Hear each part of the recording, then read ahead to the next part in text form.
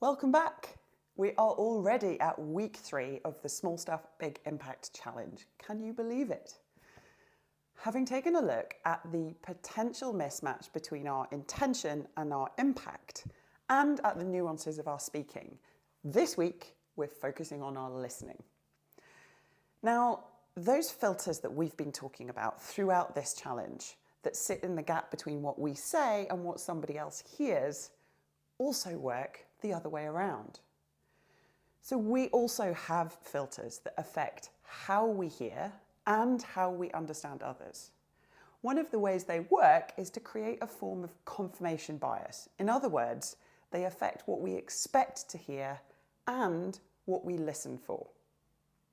So say we have past experiences where we've been rewarded or seen success through being the problem solver.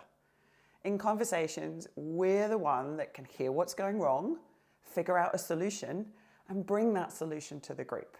We can fix stuff.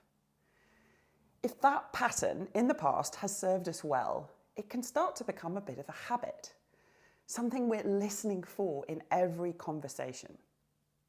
The challenge is that can lead us to leap to the conclusion that that's what a conversation is about, without even realizing it. So say a team member comes to us to talk about something they're struggling with. We might leap into trying to fix that problem, because that's what we do.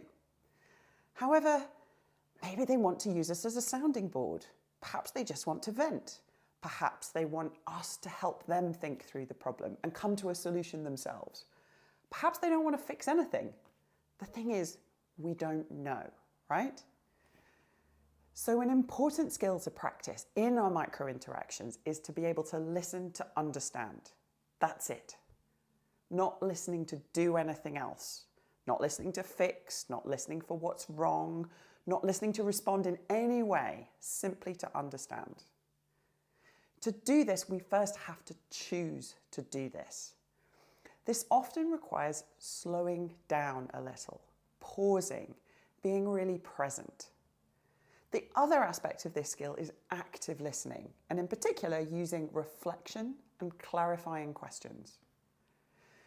So clarifying questions are questions which explore more deeply what we're hearing. They encourage the person we're listening to share in greater detail what they're talking about. It might also include them sharing what they're asking for or what they need from the conversation. The second thing we can do when we're listening is to reflect back what we hear. So I heard you say this. It sounds like this. Make sure you use their language and try not to paraphrase. Clarifying questions and reflection have a whole bunch of benefits. First, we show that person that we're really listening deeply. Second, it can confirm that we've actually heard them correctly. By reflecting back, we get to check that the message the other person was trying to get across is the one that's actually landed. The third benefit is that sometimes the simple act of reflection moves the conversation on. When someone reflects back to us, we hear what we've said in a different way, which can develop our thinking.